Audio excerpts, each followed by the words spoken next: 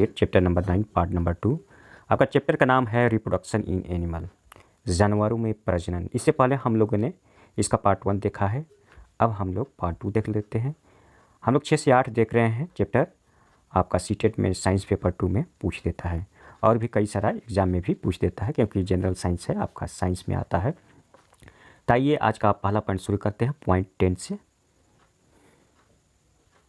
Fertilisation which takes place inside the female body is called internal fertilisation. Fertilisation जो female के शरीर के अंदर में होता है उसे हम लोग इंटरनल फर्टिलाइजेशन बोलते हैं। That in which the fusion of male and female gamete takes place outside the female.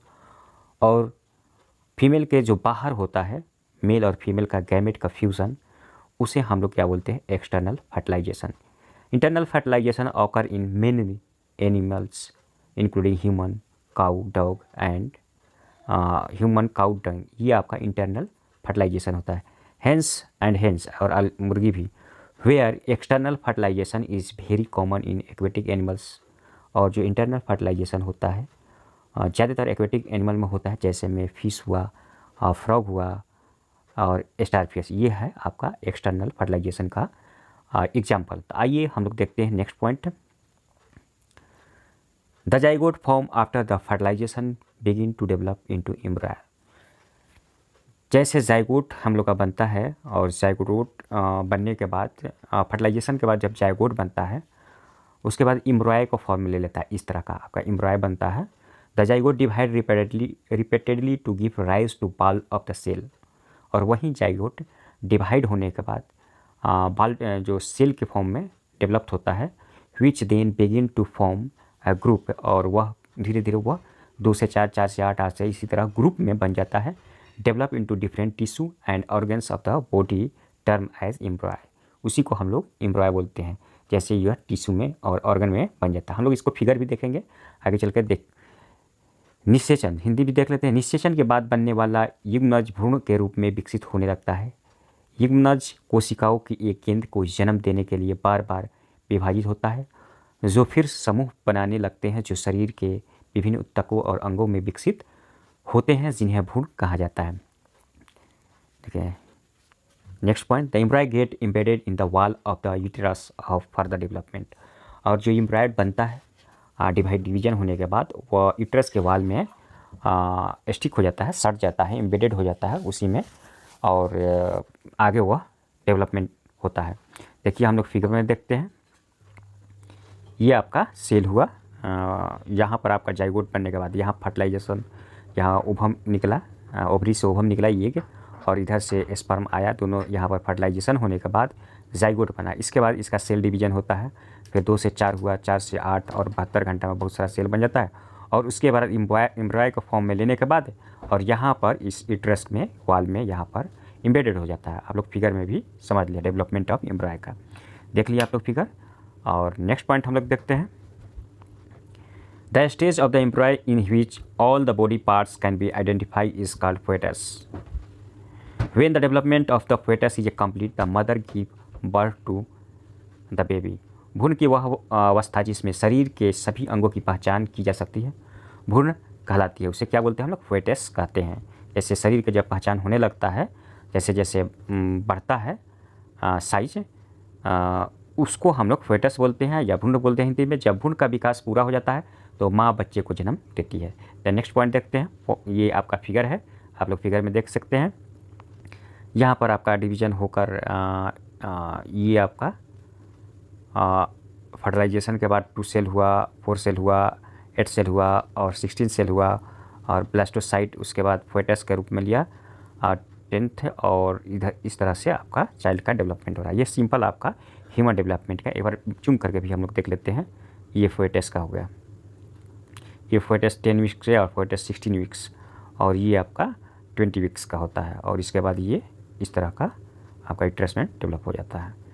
ये आप लोग फिगर भी देख लिए। ये आपका प्लासेंटा, अम्बिका, किस तरह का, ये सिंपल यूटेरस, मसल्स वाल्स, और ये रेक्टम, ब्लैडर और वेजाइना। और हम लोग देखते हैं नेक्स्ट पॉइंट। हम लोग ज़्यादातर वही देखते हैं जो आपका सीटेट में क्वेश्चन आता है।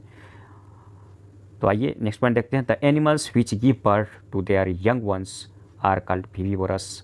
Animal. Those which lay eggs to produce are called oviparous animal. जो जंतु अपने बच्चे को जन्म देते हैं उन्हें विविपोरस जानवर कहते हैं, और जो प्रजनन के लिए अंडे देते हैं उन्हें डिम्बग्रंथी जानवर कहते हैं, यानी कि ओविपोरस बोलते हैं। जो अंडा देता है ओविपोरस, जो बच्चा देता है विविपोरस। ये आपका सिंपल सा फंडा होगा। कुछ एग्जाम्पल भी आप लोग देख सकते हैं। ये आपका विविपोरस एनिमल है, जैसे में हॉर्स, काऊ, गॉट भी है, साइकिलिंग जिसको माउस, बैट, और आपका बच्चा देने वाला जन्म है डॉग हो गया, बियर हो गया, एलिफेंट हो गया, ये मैन भी है इसमें, कंगारू, डॉल्फिन, ये जितने भी है आपका बच्चा देने वाला है। और ओविपोरस एनिमल जैसे में फिश हो गया, अंडा देता है, सुपरम ऑस्ट्रिच हो गया, अंडा देता है, क्रोकोडाइल्स अंडा देता है, हेन आपका क्रो, और ये जितने भी जानवर है आपका अंडा देते हैं। नेक्स्ट पॉइंट हम लोग देखते हैं।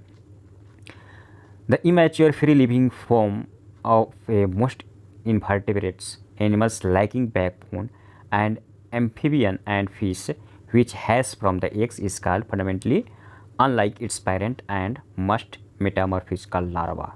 ये आप देख सकते हैं। कहा अधिकांश अकेशुरुकीय यानी कि रीढ़ की हड्डी की कमी वाले जानवर और उभयचर और मछली का अपरिपक्व मुक्त जीवित रूप तो अंडे से निकलते हैं, मूल रूप से अपने माता पिता के विपरीत, और इसे कायापलट करना चाहिए लार्वा कहा जाता है। ये आप लोग एक बार फिर से समझ लीजिएगा। ये सिंपल सा आपका लैंग्वेज लिखा हुआ है, और ये आपका एनिमल्स विदाउट बैकबोन, जो जिसमें रीढ़ की हड्डी नहीं होता है, आपका फ्रेश वाटर स्पॉन्जेज, सी एनिमोन और सी कोसबेरी, ये जितने भी होता है इसमें बैकबोन रहता है नहीं रहता है। और जैसे में ये भी है आपका फ्लाई भी है, क्रैब भी है, और सेंटीपेड, अर्थवर्म और क्राफिश जैसे झींगा उंगा, ये सब जो होता है इसमें बैकबोन नहीं होता है। The transformation of the larva into the adult through drastic change is called metamorphism. अत्यधिक परिवर्तनों के माध्यम से लार्वा के वयस्क में परिवर्तन को कायापलट कहा जाता है। क्या बोलता है? लार्वा से वयस्क जब बनता है उसको हम लोग क्या मेटामॉर्फोसिस बोलते हैं, यानी कि कायापलट हिंदी में बोला जाता है। ये देख लीजिए, आपको जैसे में एग हुआ, एक से आपका लार्वा बनता है और फिर प्यूपा बनता है, फिर एडल्ट बनता है, ये कंप्लीट आपका मेटामॉर्फोसिस हो गया। ये आपका फिगर से एग्जाम्पल हो गया। नेक्स्ट पॉइंट देखते हैं हम लोग। In hydra new individuals developed from the parts.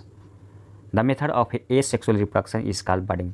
Hydra में कलियों से नए व्यक्तियों का विकास होता है, मतलब नए चीज़ का विकास होता है, नए अलग, जिसको एसेक्सुअल प्रजनन की इस विधि को नवोदित कहा जाता है। यानी क्या बोलते हैं? बडिंग बोलते हैं। देखिए आप लोग बडिंग प्रोसेस, जैसे में 18 ये आपका हो गया फिगर हाइड्रा का। 18 bumps appears on the body wall of the parent hydra. ये पेरेंट हाइड्रा है। यहाँ पर आप लोग देख सकते हैं छोटा सा आपका टीनी निकलता है बाहर।